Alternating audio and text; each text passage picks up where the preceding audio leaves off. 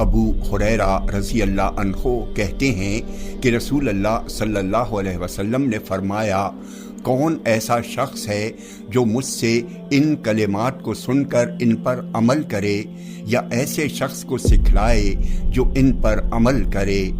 ابو ہریرہ رضی اللہ عنہ کہتے ہیں، میں نے کہا، اللہ کے رسول، میں ایسا کروں گا۔ تو رسول اللہ صلی اللہ علیہ وسلم نے ان 5 باتوں کو گن کر بتایا، تم حرام چیزوں سے بچو، سب لوگوں سے زیادہ عابد ہو جاؤ گے، اور اللہ تعالیٰ کے تقسیم شدہ رزق پر راضی رہو، سب لوگوں سے زیادہ بے نیاز رہو گے، اور اپنے پڑوسی کے ساتھ احسان کرو، پکے سچے مومن رہو گے، اور دوسروں کے لیے وہی پسند کرو جو اپنے لیے پسند کرتے ہو، سچے مسلمان ہو جاؤ گے، اور زیادہ نہ ہنسو، اس لیے کہ زیادہ ہنسنا دل کو مردہ کر دیتا ہے۔